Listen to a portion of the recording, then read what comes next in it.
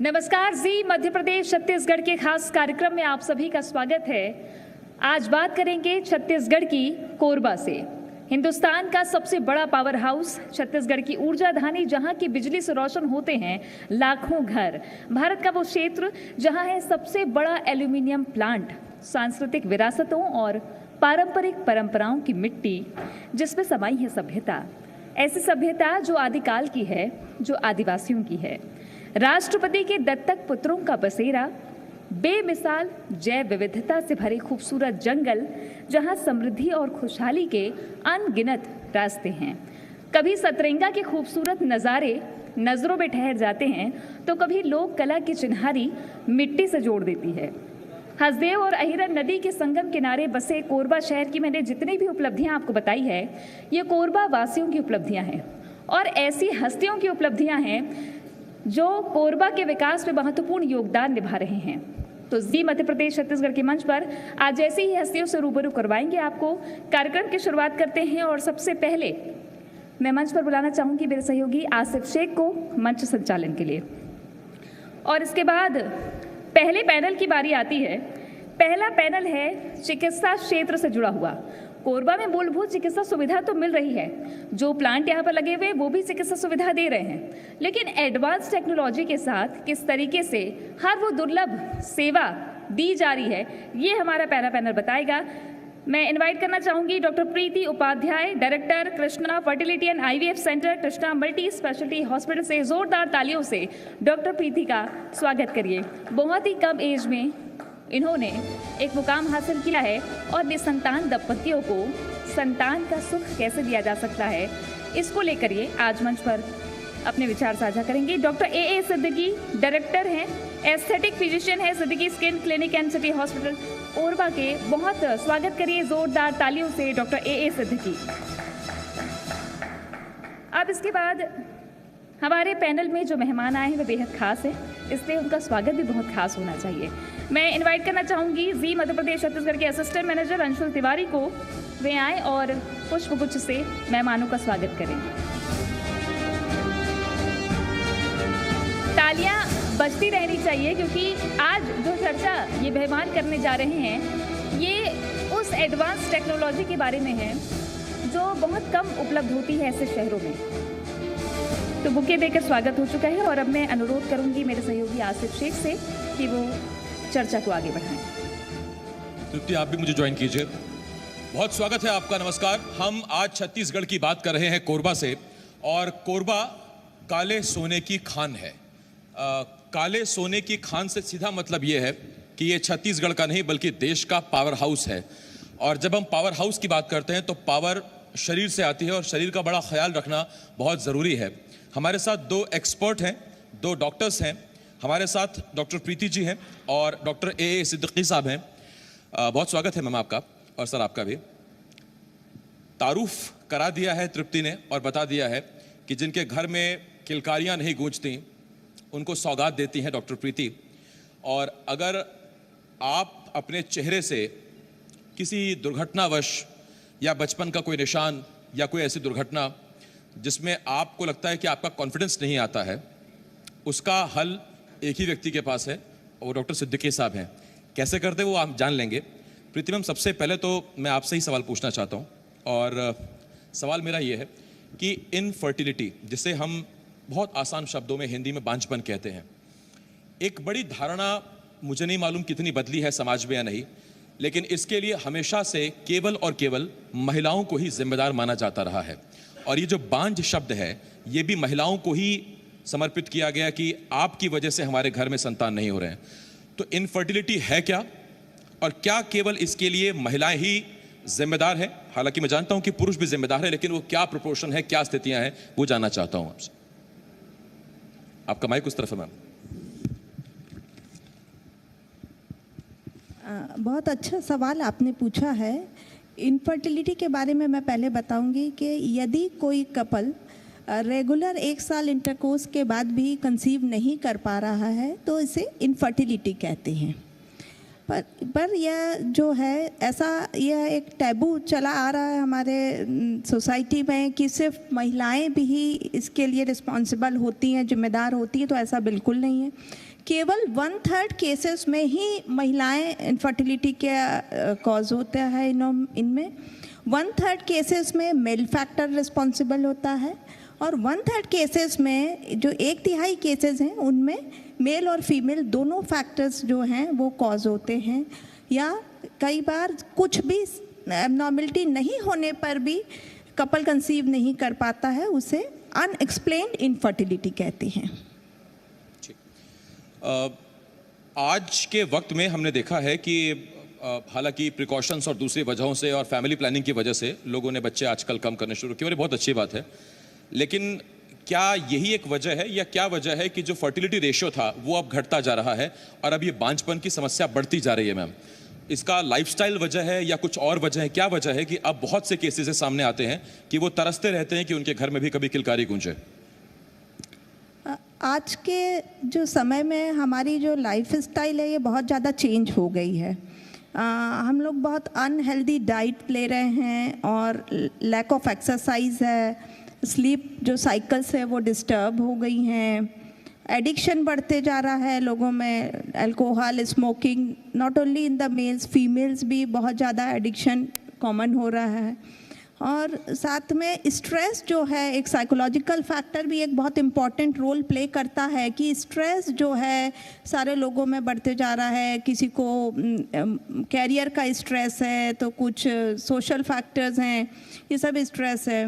और साथ में क्या हो गया है, आजकल लेट मैरिजेस हो रही हैं और फीमेल्स भी कैरियर ओरिएंटेड हो गई हैं। एक तो लेट मैरिज होगी, लेट 30s में या अर्ली 30s में भी शादी हुई तो हमको कैरियर देखना है, पहले हम उस पर फोकस करेंगे और उसके बाद में लेट होते होते तो क्या होता है, महिलाएं जो हैं एक फिक्स्ड एग के साथ बॉर्न होती हैं। हर महीने कुछ एग्स जो हैं वो ओव्यूलेट होकर डिस्ट्रॉय हो जाते हैं और ऐसा चलते चलते जो अच्छे एग्स हैं, एक महिला जो है 25 to 29 ईयर्स के बीच में ही वो ओव्यूलेट होते हैं। तो धीरे धीरे एज के साथ में जो है एग रिजर्व्स हैं वो कम होते जाते हैं और एग की क्वालिटी भी खराब होते जाती है। जो खराब एग है वही बचते हैं, जिसके कारण है कि आपने बहुत काम की जानकारी दी। मतलब जो बेस्ट वक्त है वो फ्रॉम 25 to 29 वो बेस्ट है। Yes, उस वक्त कंसीविंग के चांसेस भी ज्यादा रहते हैं। ये बारीकियां जो आपने बताई है वो काफ़ी महत्वपूर्ण है, क्योंकि लोग ये समझ नहीं पाते हैं कि आखिर ऐसा क्यों हो रहा है और वो अलग अलग तरीक़ों से वो भटकते रहते हैं। आपसे और जानकारी लेंगे इसके बारे में डिटेल से। हमारे साथ में Siddiqui skin clinic city hospital से डॉक्टर ए सिद्दीकी जी है। डॉक्टर साहब, आप लोगों को खूबसूरती का वरदान देते हैं, खूबसूरती का वरदान देते हैं लोगों को। आप एस्थेटिक सर्जरी के बारे में बताइएगा, क्या है ये और किस तरीके से इस पे इलाज होता है? Basically aesthetic procedures is a holistic term. हम इसमें जितनी एस्थेटिक सर्जरीज होती हैं और पील्स होते हैं, लेज़र्स होते हैं, दवाओं के माध्यम से चेहरे में, शरीर में, किसी भी पार्ट में जो स्किन है आपकी, जो एक्सपोज्ड है, जो विजिबल है, उसमें अगर किसी भी प्रकार की कोई डिस्फॉर्मिटी आती है या कोई मार्क्स हो जाते हैं तो वो हम उसको करेक्ट करते हैं using all this different modalities along with the oral treatment. तो हम aesthetic is a holistic term.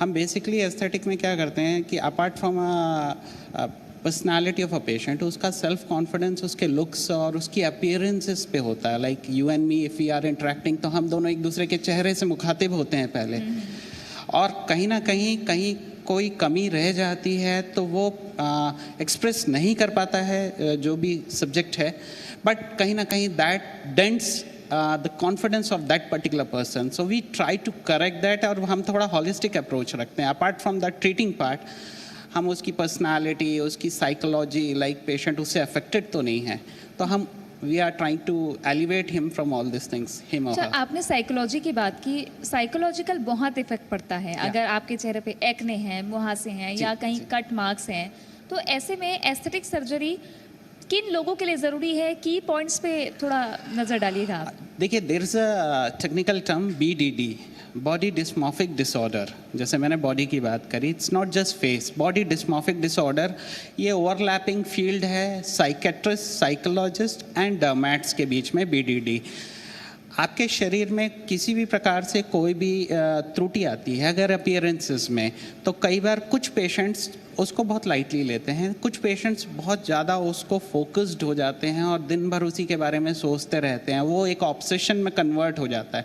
Gradually that turns out to be obsessive compulsive disorder, और वो चीज़ें उनको डिप्रेस करती हैं। वी हैव सीन पेशेंट्स जिनको सिंपल एक्ने हैं और 8th के 10th के बच्चे स्कूल ड्रॉप आउट हैं, स्कूल नहीं जा रहे हैं 6-6 महीने। हमारे पास एक बच्चा आया था जो सिर्फ 9th क्लास में था, स्कूल जाना 6 महीने से छोड़ रखा था, 2 से 3 दफ़े उसने सुसाइड कमिट करने का कोशिश किया। Just because of acne. Acne होता है, बच्चे अज्ञानतावश नोच लेते हैं, गड्ढे हो जाते हैं, तो उसको लगा अब मेरा जीवन ऐसा ही दिखने वाला है, और वो ओवर थिंक करने लगा। On a simpler terms he started over thinking it. और वो अपनी जो हर आदमी अपना एक सेल्फ इमेज प्रोजेक्ट करता है अपने माइंड में, तो वो अपनी सेल्फ इमेज बहुत डिमिनिश्ड प्रोजेक्ट करने लगा, and he had all this depression and everything. तो apart from correcting that thing, हमको उसका साइकोलॉजिकल इवैल्यूएट भी करना होता है, and then finally with the help of lasers and treatment, right now like 1 साल बाद वो बच्चा मिला मुझसे, and he is like frequent in schools, वो ड्रॉप आउट नहीं है, he is continued with his studies. संबल देना भी एक सबसे बड़ी बात हो जाती है ना, कि आप संबल दे रहे हैं, इलाज तो दे ही रहे हैं, खूबसूरती भी दे रहे हैं, संबल भी दे रहे हैं, कॉन्फिडेंस भी दे रहे हैं। ये बड़े काम की चीज़ है साहब। आप देखिए, किसको मुहासे नहीं होते अपनी जवानी में? ऑब्वियसली होते हैं, बहुत कम केसेस होते हैं जिनको नहीं होते हैं, और मुझको भी होते थे। मैं भी वो जिसे कहते हैं ना, वो फोड़ देना, नोच लेना, वो करता था। और जब समझ में आया कि अब नहीं नोचना है, उसके बाद मुहासे आने बंद हो गए। लेकिन वो उस उम्र तक काफ़ी हो चुका था, और आज मैं आपके सामने अगर हूँ बैठा यहाँ, तो कुछ आप कर सकते हैं। तो आप 2 चीज़ें कर सकते हैं। एक तो आप जैसे हैं अच्छे हैं, आप और अच्छा दिखना चाहते हैं तो सिद्दीकी साहब हैं, और ये इसलिए बहुत ज़रूरी है क्योंकि यहाँ ऐसे कितने लोग हैं जो सुंदर बनना चाहते हैं? ज़रा एक बार हाथ खड़ा कीजिए ईमानदारी से, और सुंदर बनना चाहते हैं, ईमानदारी से हाथ खड़ा कीजिए। ये देखिए, ये स्कोप है, ये स्कोप है अभी एस्थेटिक्स में, तो ये बताता है। और ये ऑब्वियसली ये बड़ा ह्यूमन टेंडेंसी, इसमें कोई ऐसी कोई बात नहीं है जो हम थोड़ा सा अलग सोचे इस बारे में। प्रीतिमा, मैं आपके पास आ रहा हूँ। हमने IVF बहुत सुना है, और जब मैं आपसे बात करता हूँ तो मुझे बहुत गर्व फील होता है, क्योंकि मैं एक ऐसी लेडी से बात कर रहा हूँ, मैं एक ऐसे डॉक्टर से बात कर रहा हूँ जिन्होंने कोरबा में पहली बार IVF इंट्रोड्यूस किया। मैम, IVF हमने सुना है, उसका कुछ कुछ प्रोसीजर भी हमको हल्का पता है, एक आइडिया है। Obviously we are not expert, लेकिन ये IUI, ये भी एक नई टर्म है हम जैसे लोगों के लिए जो हम लेमन है। ये IUI क्या है? ये IVF से कैसे अलग है? और एक कपल वो IVF के लिए जाए या IUI के लिए जाए, वो कैसे डिसाइड होता है? देखिए, जो इनफर्टिलिटी है, इसकी जो सबसे पहले हमको इसमें कैटेगराइज करना होता है पेशेंट को कि उसको क्या प्रॉब्लम है, क्या प्रॉब्लम है। उसको हम उनमें मेल पार्टनर और फीमेल पार्टनर दोनों को हम एक बार बुला के उनकी डिटेल हिस्ट्री लेते हैं। उसके बाद में उनके कुछ काउंसलिंग करते हैं सबसे पहले तो, कि भाई आप इतने दिनों तक आपने नहीं दिखाया, हमारे पास ये क्या रूरल एरिया है, थोड़ा सा इंटीरियर है, पर लोगों को क्या बहुत दिनों तक कई बार लोग बिना किसी एडवाइस के बस ऐसे ही समय बिताते रहते हैं कि भाई प्रेगनेंसी हो जाएगी हो जाएगी। तो हमको पहले उनको काउंसिल करना पड़ता है कि ये बहुत ठीक चीज़ है कि आपने तो अभी दिखाया ही नहीं है, अब हम आपको नया वर्कअप स्टार्ट करते हैं।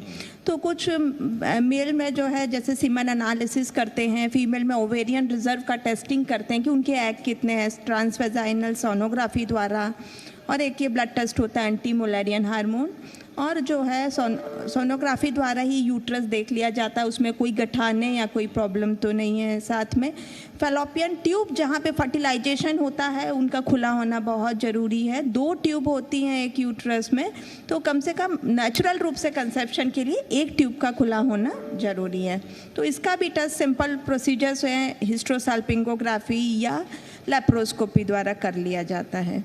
उसके बाद में यह देखा जाता है कि कहीं कोई थायराइड और कुछ और प्रोलैक्टिन वगैरह हार्मोन्स की भी टेस्टिंग होती है। कोई PCOD जो है बहुत नॉर्मली बढ़ते जा रहा है, कहीं वो तो नहीं है, सब हम उसको देख लेते हैं। अब यदि पेशेंट को, मैं आपको ये बताना चाहूँगी कि 90 to 95% जो कपल्स हैं वो मेडिकल मैनेजमेंट, कन्वेंशनल मैनेजमेंट से कंसीव कर जाते हैं, और within 3 months of duration of our treatment. यह 3 महीने का ड्यूरेशन मैं इसलिए आपको बोलना चाहूँगी, थोड़ा सा आपका समय लूँगी, क्योंकि जो है एक फीमेल का जो एग होता है जो वह 3 महीने पहले से वो तैयार होना शुरू हो जाता है कंसेप्शन के लिए, और जो स्पर्मेटोजेनेसिस की साइकिल होती है वो भी 67 डेज़ की होती है। तो यदि हम कोई भी ट्रीटमेंट उसको दे रहे हैं तो 3 महीने तक वो आराम से असर करता है, तो विद इन 3 मंथ्स ही वो पेशेंट जो है कंसीव कर लेता है।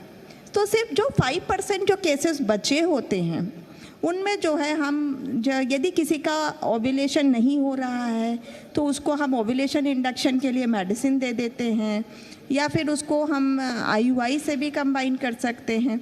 तो IUI के बारे में अब मैं आपको बताना चाहूँगी। IUI is intra uterine insemination. The layman language it's IVF for poor people.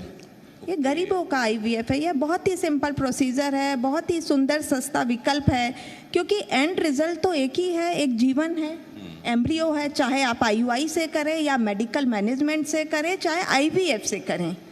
तो हमको जो है एक स्टेप वाइज अप्रोच, जो मेरा अप्रोच है वो एक स्टेप वाइज अप्रोच है कि हमको एटलीस्ट जिसने सालों से कोई प्रयास नहीं किया है कंसेप्शन का, तो उसे हम 1-2 साइकिल IUI का जो है जेन्युइन अपन प्रयास करें। मतलब उसमें आप ये कहती हैं कि डायरेक्ट टेस्ट टू बेबी नहीं, पहले हम पूरा मेडिकल मैनेजमेंट करेंगे। डेफिनेटली। और जो क्योंकि लोग भटकते रहते हैं इतने सालों से, बच्चा नहीं हो रहा है ये सोच करके, तो ये आपका प्रोसेस बहुत अच्छा है।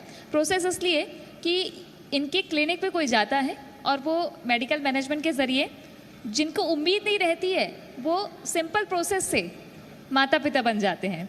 आपसे इस बारे में और चर्चा करेंगे। डॉक्टर सिद्दीकी, मैं आपकी तरफ आ रही हूँ। एस्थेटिक सर्जरी से लोगों के जीवन में बदलाव आता है, ये तो हमने देखा, काफ़ी बदलाव। आपने भी एक केस की बात की, जिस बच्चे की बात की। अब आते कॉस्ट पे, क्योंकि लोगों के मन में ये भ्रांतियाँ हैं कि बहुत महंगा होता होगा, ऐसे ट्रीटमेंट तो बड़े बड़े क्लिनिक में जाना होता होगा, कई लोग नहीं पहुँच पाते होंगे। तो ऐसी कोई बात है कि बहुत महंगा है, या कॉस्ट कितना पड़ता है? आपकी तरफ से क्या ऐसे ऑफ़र या सुविधा दी जाती है? नहीं, कॉस्ट ऐसा नहीं है कि बहुत ज़्यादा महंगा है।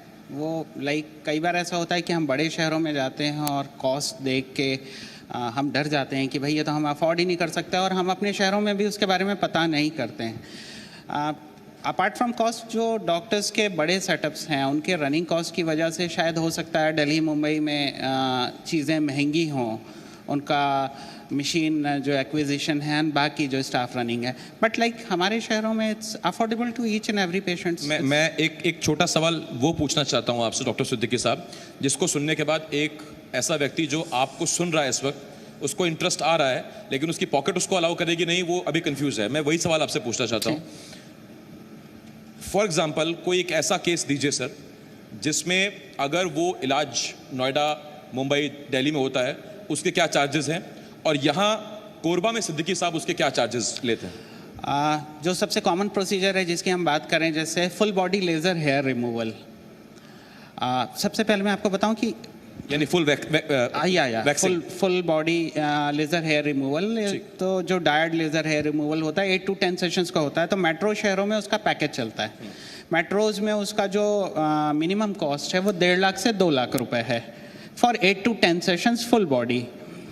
कोरबा में वो सेम चीज़ 70,000 80,000 में फॉर 10 सेशंस वो कवर हो जाती है। And we are using the same machine. We are, mind you, we are not using any Chinese machines, we are using machines from Israel. For that matter हम सारी machine है, not only that डायर्ड only, ऊपर वाले की कृपा से हम कोरबा में जितनी मशीनें रखे हैं टॉप क्लास रखे हैं। And we have even printed the names of the brands up in my file also, कि patient can compare same machine same procedure. Metros में ऑब्वियसली उनकी कॉस्ट ज़्यादा है। ये अगर आप ईमानदार हैं तो ही आप लिख सकते हैं, क्योंकि आपको ये कॉन्फिडेंस है कि मेरी ये मशीन है, इसके सेशंस हैं और यू कैन कंपेयर। आप जाके कंपेयर कर लीजिए। इतनी सारी सुविधा, और सर अच्छा ये हुआ कि आपने चाइनीज मशीन नहीं रखी, उनका भरोसा नहीं रहता है सर, तो वो शाम तक भी पता नहीं होता। जी जी, जो मेन जो डर है चाइनीज मशीनों के साइड इफेक्ट्स का है। कॉस्ट कहाँ वेरी करता है? बड़े शहरों में ज़्यादा कॉस्ट अगर डॉक्टर ले रहा है, obviously apart from running cost, skill set and everything, qualified technician, experienced technician, that cost are way much in high cities. Apart from that, अगर आप चाइनीज़ मशीन से करते हो तो साइड इफ़ेक्ट होगा। मशीन सस्ती है तो प्रोसीजर थोड़ा सस्ता होता है बड़े शहरों में, लेकिन आप ओरिजिनल मशीन, जिन मशीनों ने वो चीज़ें ईजाद की हैं, वो टेक्नोलॉजी ईजाद की, उनसे करते तो ऑब्वियसली साइड इफ़ेक्ट नहीं होगा।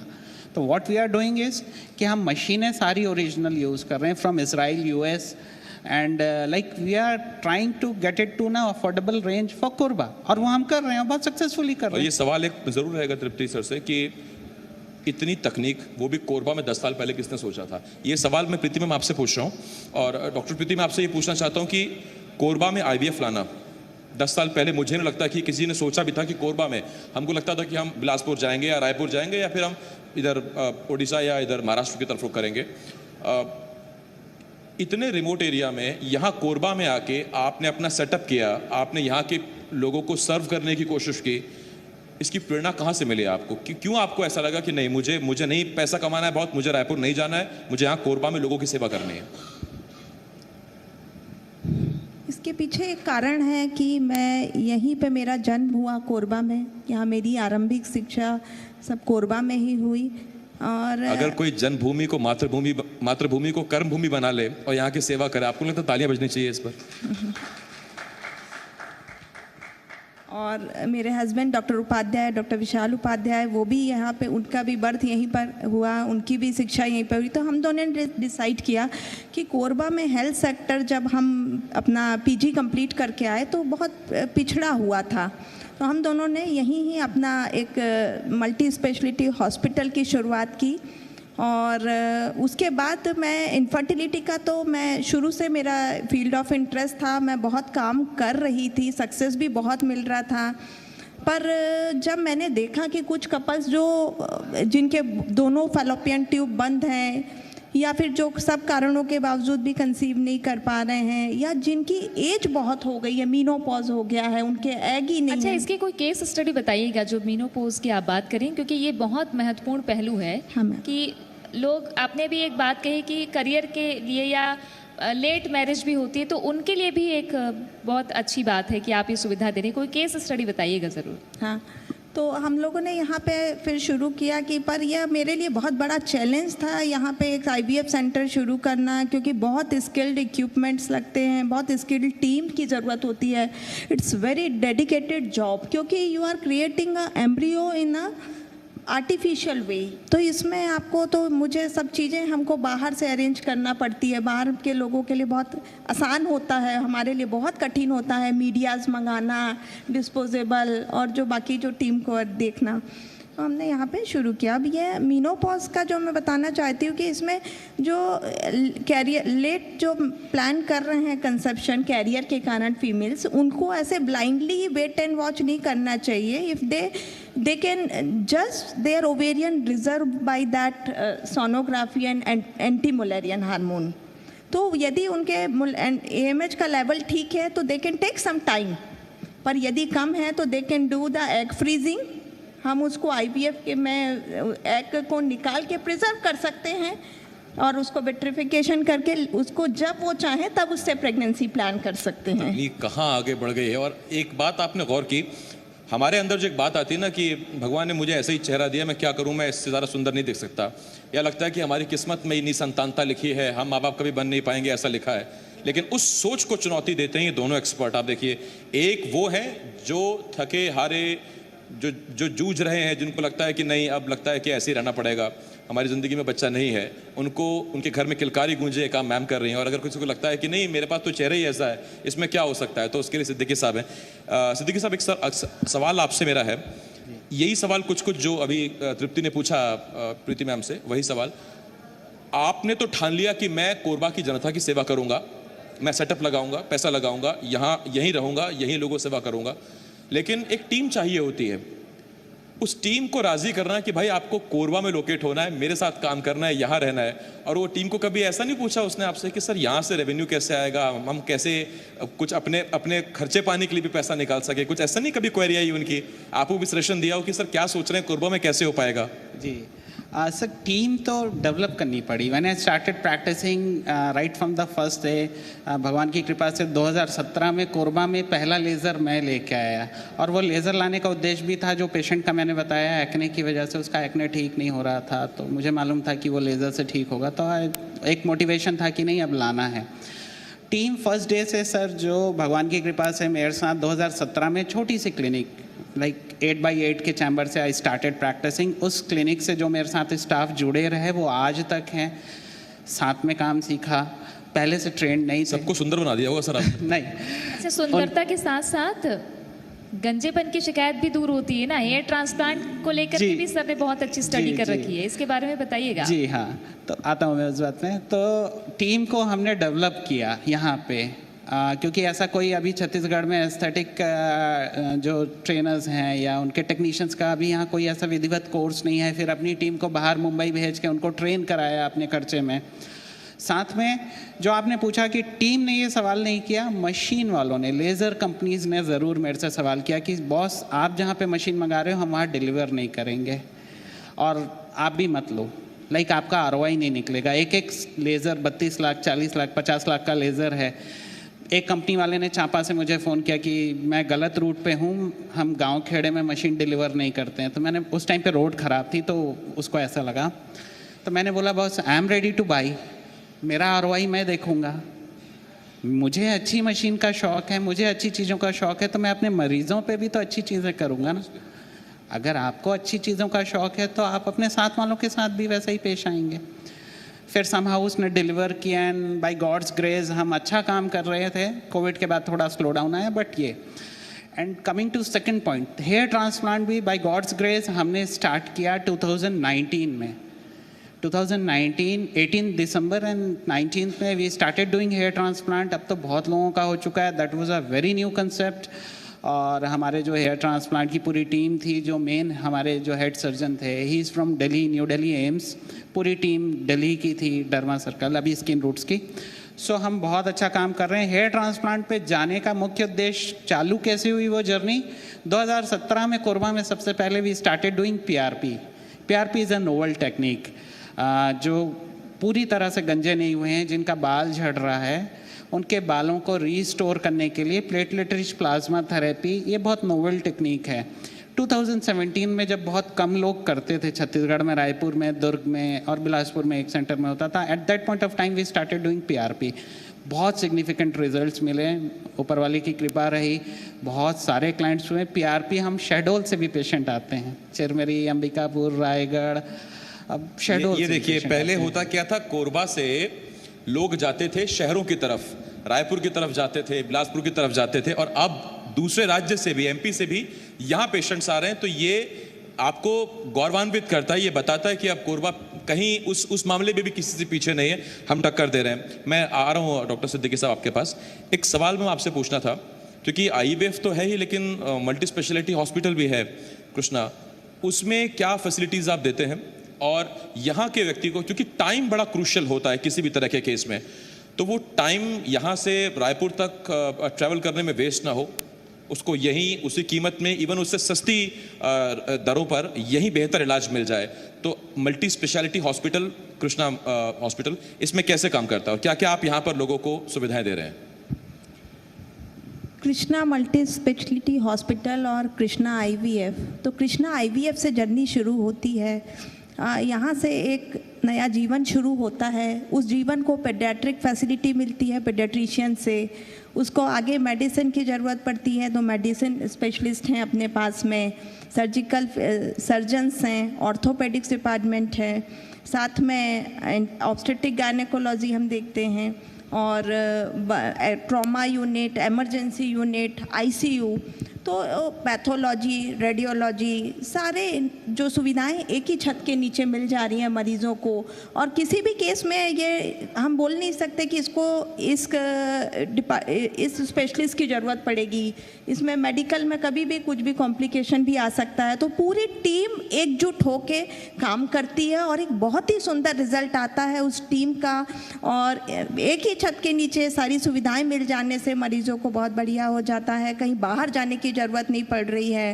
पहले मैं एक बात पे फोकस भी करना चाहूँगी कि पहले IVF के लिए जो है, जो कपल्स हैं महीनों महीनों बाहर जाते थे, महीनों महीनों वहाँ रुक जाते थे 9 महीने, ताकि वहीं डिलीवरी हो, फिर उसके बाद में आते थे तो बच्चे के लिए भी वहीं जा रहे हैं। अब सारी सुविधा उनके लिए बड़ा आसान हो गया है। रूटीन के काम करते हुए, बिना अपने जॉब से, गरीब मरीज छुट्टी ले लेके नौकरी छोड़ के जाते थे, किराए के कमरों में रहते थे। अब वो अपना काम करते हुए बिना किसी स्ट्रेस के रोज का अपना काम करते हैं। 1 आध घंटे के लिए कुछ इलाज की ज़रूरत है और समय समय पे अपना आके इलाज करा लेते हैं, यहीं उनको डिलीवरी हो जाती है। आयुष्मान कार्ड की सुविधा उपलब्ध है, तो हर वर्ग का व्यक्ति जो है, हेल्थ फॉर ऑल, इस स्कीम पे फॉर ऑल, लगातार आप काम कर रहे डेफिनेटली हैं। यह हमारा विजन भी था and we are doing a जी। गुड जॉब कि हम सारे लोगों को, हर वर्ग का व्यक्ति यहाँ आके एक क्वालिटी हेल्थ केयर अवेल कर सकता है। और आगे भी मैं चाहूँगी कि हम इसमें हेल्थ में और बढ़ें और लोगों के लिए और ज़्यादा से और ज़्यादा कुछ कर आपकी जो कोशिशें हैं वो बताती हैं कि कोरबा के लोगों के लिए, आप खुद कोरबा से हैं तो कितना सोच रही हैं,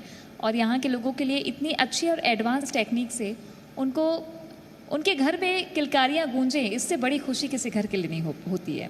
डॉक्टर सिद्दीकी, आपकी तरफ आ रही हूँ मैं। एस्थेटिक सर्जरी के कई बार हमने देखे कि साइड इफ़ेक्ट्स भी देखे जाते हैं। जी हाँ। किन परिस्थितियों में होते हैं? क्या लोगों को डरने की ज़रूरत है? क्योंकि कई लोग डर के नहीं करवाते हैं कि कहीं चेहरे का नक्शा ही ना बिगड़ जाए, तो इसको लेकर आप जो भ्रांतियां हैं वो दूर करने की कोशिश करिए। एस्थेटिक प्रोसीजर्स में देखिए, साइड इफ़ेक्ट्स अगर हम 2 पार्ट है, एक सर्जरी का पार्ट है, एक नॉन सर्जिकल कंजर्वेटिव ट्रीटमेंट है जिसमें हम लेज़र्स में जाते हैं। आजकल ज़्यादातर फोकस लेज़र्स हैं, केमिकल पील्स हैं और बाकी चीज़ें। होता क्या है कि 2 चीज़ें होती हैं। कई बार जो मरीज होता है वो दिग्भ्रमित हो जाता है, वो थोड़ा सस्ते के चक्कर में क्वैक्स अनक्वालिफाइड लोगों के पास कराने लगता है, पहला। दूसरा, मेजर जो साइड इफ़ेक्ट्स हैं एस्थेटिक प्रोसीजर्स में, वो लेज़र्स पे डिपेंड करते हैं कि what quality of laser you are using. वो रियल है कि चाइनीज़ नॉकडाउन वर्जन है। सेम लेज़र आपका 4 लाख में भी आता है, हेयर रिमूवल का 32 लाख में भी आता है। फ़र्क कहाँ पे आता है कि वो जो ओरिजिनल कंपनी है वो उतनी प्रिसीशन से बनाती है, उसकी वेवलेंथ उतनी डिफाइंड रहती है कि वो एक सर्टेन लेवल तक पेनिट्रेट करता है। आपको जो रिज़ल्ट चाहिए वो रिज़ल्ट मिलता है, पेशेंट में तो साइड इफ़ेक्ट नहीं होता। और जब आप सस्ती और चाइनीज़ मशीनों की तरफ जाते हैं, ख़रीदते टाइम तो ठीक है, कम पैसा लगता है, बट वो पेशेंट को कभी सेटिस्फाइंग फुलफिलिंग रिजल्ट नहीं मिलता। इसीलिए आप देखिए यूट्यूब में जितने वीडियोज़ हैं कि हेयर रिमूवल से दाग हो जाते हैं, CO2 लेज़र से दाग हो जाते हैं। सबसे बड़ी बात, जैसे मैंने लास्ट टाइम भी बोला, एक कंपनी वाले ने मना किया, उसने मुझे बोला कि सर आपका जो शहर है ये बहुत प्रदूषित है, तो ऑब्वियसली यहाँ इतना डस्ट है, इतना पॉल्यूशन है। तो उसका ये पॉइंट था कि सर आप मशीन हमारी कंपनी से ख़रीद रहे हैं, बट इस बात को ध्यान में रखिए कि आपके जो क्लाइंट हैं वो वर्किंग क्लास क्लाइंट हैं, वो ऑफिस जॉब वाले नहीं हैं। वो निकलेंगे बाहर और धूप में काम करना है उनको। अगर माइंस जा रहा है, कोई प्लांट जा रहा है, कोई जा रहा है, ऑफिस जॉब आपकी तरह कॉर्पोरेट सेक्टर यहाँ है नहीं। तो उसका कहना था कि सर दाग धब्बे बहुत आएंगे। तो हमने उसको कैसे रिड्यूस किया, हम हाई एंड मशीन्स में हमने फोकस किया, minimal side effects, maximum results high and मशीनों की वजह से। और हम जितने प्रोसीजर्स में पील्स और बाकी चीज़ें यूज़ करते हैं वो भी हम सब हाई एंड, और कोशिश करते हैं कि मोस्टली अब्रॉड या यूरोपियन ब्रांड्स हम यूज़ करें, सो दैट कि साइड इफ़ेक्ट्स कम रहें और प्राइस पेशेंट के लिए अफोर्डेबल रहे। ठीक, ये बहुत ज़रूरी है क्योंकि बड़ी पुरानी कहावत है हिंदी की, चौबे जी छब्बे बनने चले थे और दूबे बन के लौटे। तो इसका मतलब पता लगा सुंदरता 50% थी, आप 100% करने गए थे, 20% रह गई चंद पैसों के लालच में। और चेहरे का मामला है, कम से कम हमारे प्रोफेशन में इसका बड़ा ख्याल रखना पड़ता है। और सिर्फ हमारे प्रोफेशन में नहीं, आप जब किसी से मिलते हैं तो हेलो बाद में होता है, पहले वो आंखें चेहरे को देखती हैं, वहीं से पहचानती है। तो ये मसला बड़ा गंभीर है, पेचीदा है, तो इसमें रिस्क नहीं लेना है। अच्छे जगह काम कराइए और चौबे जी इस बार छब्बे बन के ही आएंगे, दूबे बन के नहीं आएंगे। मैं आ रहा हूँ सर आपके पास। मैम, IUI और IVF, इस पर मैंने आपसे पहले पूछा था। मुझे ऐसा लगता है कि बहुत कुछ और भी अभी शायद उसमें जानने की हमें ज़रूरत है, क्योंकि जैसा आपने कहा कि IUI गरीबों का IVF है, तो मुझे पता नहीं क्यों ऐसा लग रहा है कि शायद गरीब वो जानना चाहते हैं। कि ज़रा बताइए आप IUI के बारे में। बहुत अच्छा क्वेश्चन है आपका। यह IUI मतलब इंट्रायूट्राइन इंसेमिनेशन, यह प्रक्रिया उनके लिए की जाती है जिनमें हस्बैंड के स्पर्म जो हैं उनमें 15 मिलियन काउंट से कम है उनके काउंट्स, या उनकी मोटिलिटी कम है। तो हम उसको प्रोसेस करके और अंडे के फूटने के समय एक पतली सी नली के द्वारा यूट्रस में प्रोसेस्ड स्पर्म को छोड़ देते हैं। और यह प्रक्रिया तब ज़्यादा सक्सेसफुल होती है यदि इसमें ओव्यूलेशन इंडक्शन मतलब अंडे बनाने की दवाई महिला को दी जाए, ताकि उसमें अच्छी क्वालिटी के अच्छे एग हमको मिलें और बेटर स्पर्म्स को, उसके डेड डेब्रिज, उसकी एब्नॉर्मलिटी को हटा के प्रॉपर स्पर्म, अच्छे स्पर्म को ओव्यूलेशन के समय में यूट्रस में छोड़ दिया जाता है। तो ये बहुत ही सिंपल प्रोसीजर है, कोई बेड रेस्ट नहीं, काफ़ी सस्ता प्रोसीजर है, 10 से 12 हज़ार रुपये का खर्च आता है। और यह यदि किसी मेल पार्टनर में यदि एज़ोस्पर्मिया है और वह उसके स्पर्म है ही नहीं, तो डोनर स्पर्म से भी हम IUI कर सकते हैं और उनमें कंसेप्शन का रिजल्ट आता है। पर IVF क्या रहता है, व्हाट इज़ IVF, मैं थोड़ा सा, क्योंकि आजकल बाकी तो मेट्रोस में सबको पता है क्या IVF है, पर जो इन जगहों में, छोटी जगहों में इन विट्रो फर्टिलाइजेशन, जो नॉर्मल फर्टिलाइजेशन की प्रक्रिया ट्यूब में होती है, उसको हम एक IVF लेबोरेटरी में करते हैं। महिला को अंडे बनने के लिए इंजेक्शंस दिए जाते हैं और इंजेक्शंस को के बाद में फूटने के इंजेक्शंस देके उनको एक पतली सी नली द्वारा निकाल लिया जाता है। मतलब बड़े धैर्य के साथ और गंभीर होकर आप लोग उनके घर में, जान का मामला है, बहुत बारीक मसला है, बहुत बारीक मसला है कि जिंदगी कैसे दी जाती है। आप समझिए कि जो बारीकियां बता रही है, कुछ हो सकता है मेडिकल टर्म ना समझ में आए, लेकिन जो बारीकियां हैं वो बताती हैं कि एक जिंदगी देने के लिए, एक जीवन सृजित करने के लिए कितनी मेहनत डॉक्टर प्रीति और उनकी टीम कर रही हैं। डॉक्टर सिद्दीकी, आपकी तरफ मैं आना चाह रही हूँ। एकमात्र आपने बताया कि आधुनिक मशीन कोरबा में आपके पास है। कोरबा में किस तरह की सुविधा आपका क्लिनिक दे रहा है, कितने लोग आपके साथ जुड़ रहे हैं, कैसा रिस्पांस यहाँ पर मिल रहा है, और वो जो कंपनी बेच नहीं रही थी आपको मशीन, उनके लिए जवाब तैयार है आपके पास अब? हाँ? उनके लिए जवाब तैयार है। देखिए, कोरबा में हम सारे प्रोसीजर्स जो चाहे रायपुर बिलासपुर में होते हों या 2-4 सेंटर्स मिला के भी होते हों, वो हमारे एक छत के नीचे सारे बड़े ब्रांड्स और सारे प्रोसीजर्स हैं। हम यहाँ CO2 की सुविधा देते हैं, जैसे जलने कटने का दाग, स्ट्रेच मार्क्स, पिंपल के गड्ढे, उस प्रकार की। हम यहाँ पिगमेंट्स जैसे टैटू हुआ, बदरंग हुआ, चेहरे के दाग हैं, उसके लिए एंटी-एक्ने लेज़र है हमारे पास। हमारे पास हेयर रिमूवल के लिए डायड है। हमारे पास डर्माब्रेशन की सबसे वन ऑफ द बेस्ट, जो वर्ल्ड की जो सबसे बड़े ब्रांड है सिल्क पिल, वो हमारे पास है, US से हमने इंपोर्ट किया है। We have a medifacial machine from Israel. So we have a PRP setup, we have like hair transplant setup। PRP में हम ये PRP करते बहुत लोग हैं, लेकिन हम उसमें एक्स्ट्रा प्रिकॉशन ये लगते हैं कि हम लेने के पहले और PRP सीरम बनाने के बाद काउंट्स भी देते हैं पेशेंट को। हम प्लेटलेट काउंट देखते हैं कि भाई पेशेंट के पास वायबल प्लेटलेट हैं, तब तो बाल उगेगा। We have started PRP dressing for wounds, जिनके नॉन हीलिंग अल्सर्स थे उनके पैर में, वेरिकोज वेन्स के। We started doing that, we have very good result in that. Wound healing में, बर्न स्कार्स में, बर्न के कॉन्ट्रैक्चर जो CO2 से कवर हो सकते हैं वो हम ज़रूर करें। तो you name a procedure and we have that in our house. सारे प्रकार के केमिकल पील्स एंड इसीलिए मैंने कहा था कि कोरबा में ही अगर आपको सारी सुविधाएं मिल रही हैं तो आपको कहीं और जाने की ज़रूरत नहीं है। और जब दोनों डॉक्टर्स ने समाज को इतना दिया है, कोरबा को इतना दिया है, तो जी मध्य प्रदेश छत्तीसगढ़ भी सम्मानित करना चाहता है इन डॉक्टर्स को। बहुत धन्यवाद है आपका हमारे साथ जुड़ने के लिए, लेकिन मैं चाहूँगा कि आप दोनों हमारे साथ यहीं रहें। तृप्ति,